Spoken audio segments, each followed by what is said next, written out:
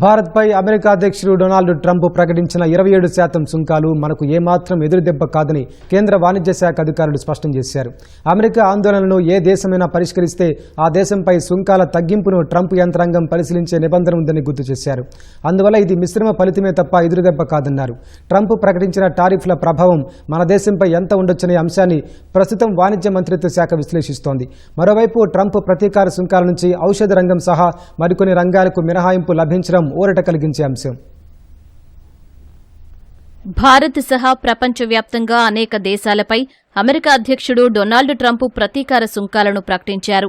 ఈ క్రమంలో భారత్పై 27% టారిఫ్లు విధిస్తున్నట్లు వెల్లడించారు. ఈ టారిఫ్లు భారత్పై తీవ్ర ప్రభావం చూపే అవకాశం ఉందని ఆందోళనలు నెలకొన్న వేళ కేంద్ర వాణిజ్య శాఖ అధికారులు కీలక ప్రకటన చేశారు. ట్రంప్ తీసుకున్న నిర్ణయం భారత్కు ఎదురుదెబ్బ కాదని స్పష్టం చేశారు. ఈ టారిఫ్ల ప్రభావం భారత్పై ఎంత ఉండొచ్చనే అంశాన్ని ప్రస్తుతం వాణిజ్య మంత్రిత్వ శాఖ విశ్లేషిస్తోందని చెప్పారు. అమెరికా ఆందోళనలను ఏ దేశమైనా పరిష్కరించగలిగితే ఆ దేశంపై సుంకాల తగ్గింపును ట్రంప్ యంత్రాంగం పరిశీలించే నిబంధన కూడా ఉందని గుర్తు చేశారు.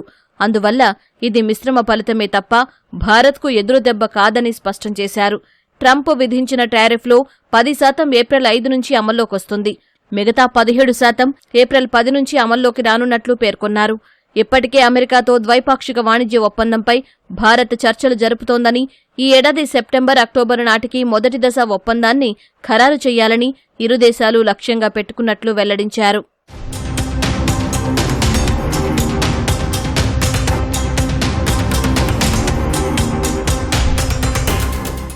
అటు ట్రంప్ ప్రకటించిన ప్రతీకార సుంకాల నుంచి కొన్ని రంగాలకు మినహాయింపు లభించింది. ఖనిజాలు, బొగ్గు, చమురు, పెట్రోలియం ఉత్పత్తులు, రసాయనాలు, ఔషధ ఉత్పత్తులకు మినహాయింపు దక్కింది. ఎరువులు, ప్లాస్టిక్, పాలిమర్ వస్తువులు, పుస్తకాలు, ప్రింటింగ్ వస్తువులు, లోహాలు, సెమీకండక్టర్లు వంటివి కూడా ట్రంప్ సుంకాల వేటు నుంచి తప్పించుకున్నాయి. ఫలితంగా ఈ రంగాల సంస్థలకు కాస్త ఉపశమనం లభించింది. ప్రపంచ సరఫరా గొలుసు పునర్వ్యవస్థీకరణల నుంచి భారత్ లాభం పొందేందుకు ట్రంప్ సుంకాల విధానం ఉత్ప్రేరకంగా పనిచేస్తుందని global trade research initiative GTRI పేర్కొంది. ఈ అవకాశాలను పూర్తిగా ఉపయోగించుకోవాలంటే భారత్ తన వ్యాపార సౌలభ్యాన్ని పెంచుకోవాలని సూచించింది. లాజిస్టిక్స్, మౌలిక సదుపాయాల రంగాల్లో మరిన్ని పెట్టుబడులు పెట్టాలని జీటీఆర్ఐ తెలిపింది. ఇదే జరిగితే రాబోయే సంవత్సరాల్లో కీలకమైన ప్రపంచ తయారీ కేంద్రం, ఎగుమతి కేంద్రంగా భారత్ అవతరించే అవకాశం ఉందని జీటీఆర్ఐ విశ్వాసం వ్యక్తం చేసింది. China, Vietnam, Taiwan, Thailand, Bangladesh వంటి అనేక ఆసియా దేశాలపై అమెరికా అధిక సుంకాలు విధించడం వల్ల ప్రపంచ వాణిజ్యం, తయారీ రంగాల్లో భారత్ తన స్థానాన్ని బలోపేతం చేసుకునేందుకు అవకాశం లభించిందని తెలిపింది. అయితే ఇందుకు లోతైన సంస్కరణ అవసరమని నొక్కి చెప్పింది.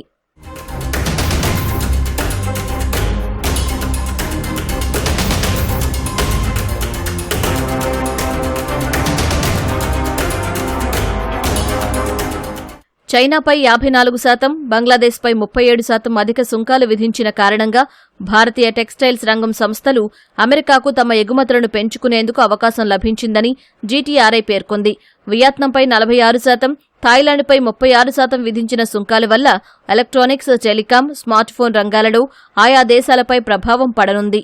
ఇది భారత్కు ప్రయోజనం చేకూరనుందని జీటీఆర్ఐ వెల్లడించింది. మరోవైపు భారత ఔషధ ఉత్పత్తులకు కూడా ప్రతీకార సుంకాల నుంచి మినహాయింపు లభించింది. అమెరికాకు భారత్ చేసే ఔషధ ఎగుమతులు ఎక్కువగా జనరిక్ మందులే ఉన్నాయని ఇండియన్ ఫార్మాస్యూటికల్ అలయన్స్ ఐపీఏ పేర్కొంది.